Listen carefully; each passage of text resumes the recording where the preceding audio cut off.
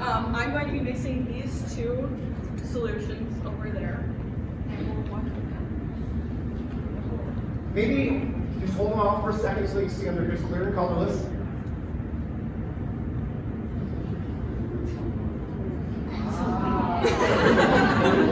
You guys are good at it.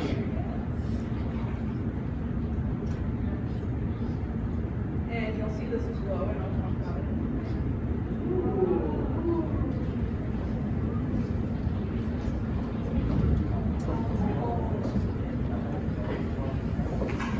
A little more vivid down below.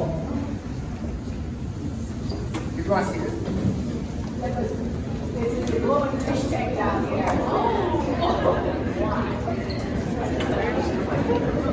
So I'm putting different chemicals into different pastry. So we're just going to put some flammable liquid, and then we're going to set it on fire and see what color it hits.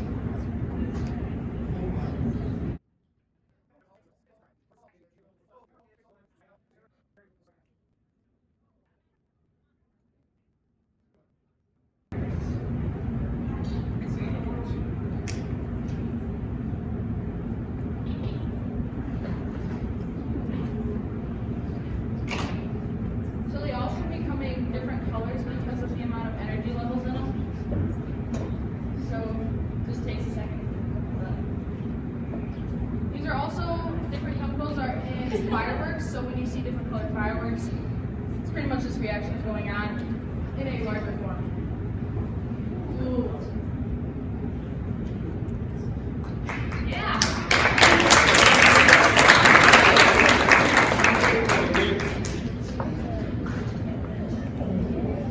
So what's happening there is we have different, depending, I can't remember what they were. Remember the which ones are which? What's the far orange one? Remember? Okay. What's the green one? Oh, it's copper. All right. So the far. Yeah. So the orange one is sodium chloride. Yep. Okay. What's the red one? Is that lithium or strontium? Strontium. And the green one's copper. What's the far one? Okay. So here's. Now this is a hard one to do. Hopefully it works.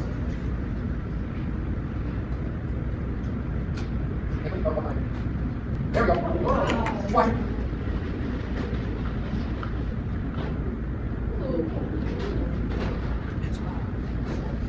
Oh my gosh. So much, so much.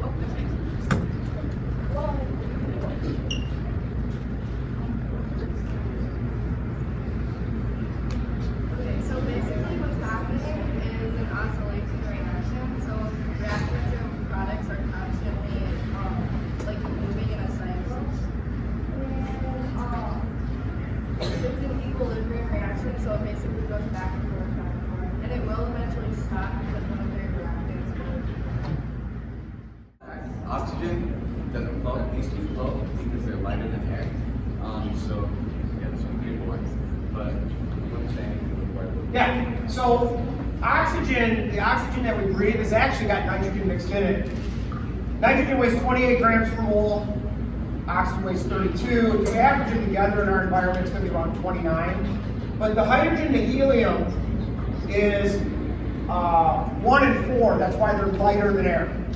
Now, I'm going to show my age here. Anyone ever heard of the Hindenburg Zeppelin blimp? Okay, so the Germans used hydrogen in their blimp because it's lighter and it can carry more people. So that's smart. Make more money, carry more people. But the Germans forgot to understand the chemistry. Continue. The helium curve. So the yellow one's helium. I'll ask you why it doesn't explode like a thing.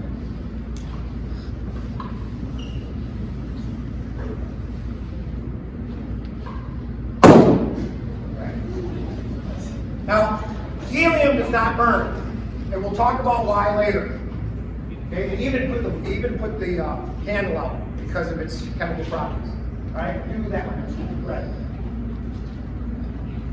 This one is loud. This one's hydrogen. You want to cover your ears?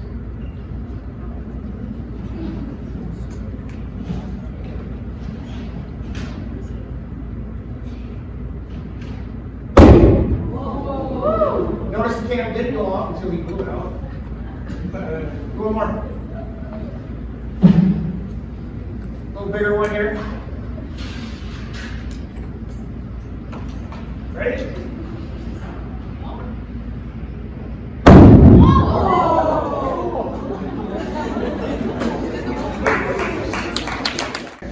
So what I'm doing is I'm putting this oxygen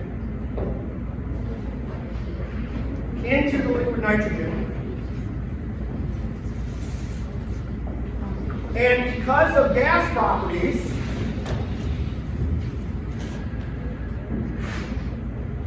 the balloon shrunk. Now you see that liquid at the bottom? That's liquid oxygen. It's sort of got a cool blue color to it.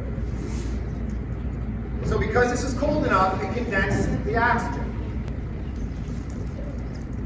So what I want to do here is get rid of this. Now oxygen doesn't burn, right? But if you have an old car that has like a carburetor in it, oxygen is needed for combustion. All combustion reactions need oxygen. So what I'm going to do is I'm going to take this piece of wood, I'm going to light it. So we got a combustion reaction. I'm going to blow it out and watch what pure oxygen does to the reaction. Whoa.